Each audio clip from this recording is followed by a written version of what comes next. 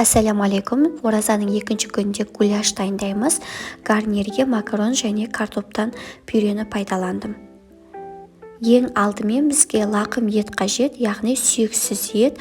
Етті осылай кубик деп емес, кішкене сопақтау тәріздес етіп турап аламыз. Бұл жерде менде қойдың еті және сиыр етін пайдалануға кеңес беремін.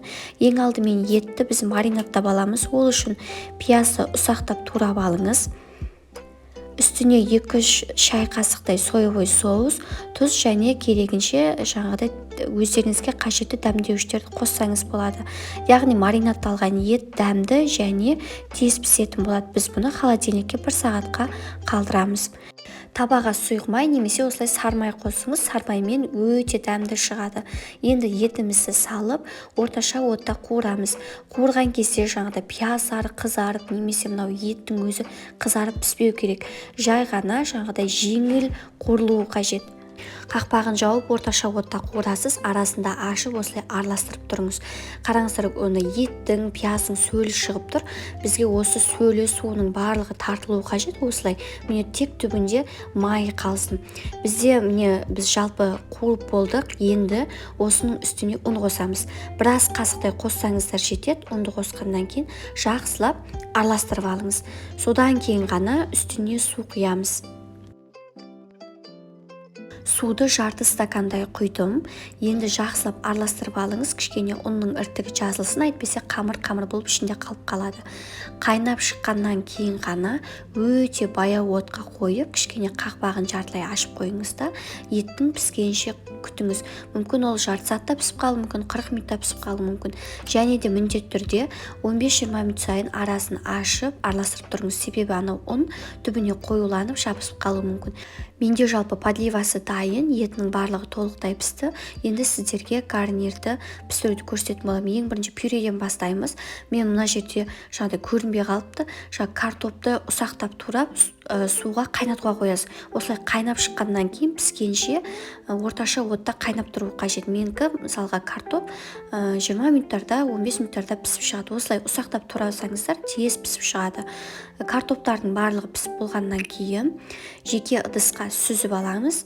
Үстіне маргарин қосып, аздап тұз сеуіп, менде осындай езгіш бар, пюре жасайтын, сонымен жасасаңыз болады, немесе шанышқымен, пюре измельчитель болады, қолмен істейтін, қолмен езетін, сол кез келген өздеріңізге ыңғайлы затпен осы картопты езіп аламыз. Менің картопым дайын, енді макарон дайындаймыз. Ол үшін алдын ала суды қайнатып алыңыз және макарондарды салыңыз. Макарон салғаннан кейін тұз қосыңыз, 1 шай қасықтай тұз қоса беріңіз. Және ескеретін жайт, судың мөлшері макароннан анағұрлым көп болу қажет. Сонда жаңағыдай макарон өзіне суды сіңіріп алады ғой, көп сіңіріп алады. Сол кезде сіздерде ботқа болмай, жақсы болып ішінде пісіп шығады. Қайнап шыққаннан кейін отты бәсеңдетпейміз, қатты осындай отта макарон пісуі қажет. Шамамен бұл енді 10-12 минут шамасында пісіп шығады. Макарондар пісіп шықты. Қараңыздар, суды қаншалықты өзіне тартып алды, сондықтан да судың көп болғаны жақсы. Енді макаронымызды алып, осындай дұрышлаққа немесе кез келген бір ыдысқа жаңағыдай бөлек суын ағызып алу қажет. Міндетті түрде салқын сумен жаңағыдай 1-2 айналдырып жуып алыңыз. Макарон бір-біріне қатты жабысып қалмау үшін мен осындай оливковый масло қолданамын, немесе кәдімгі сұйық майды пайдалансаңыз болады.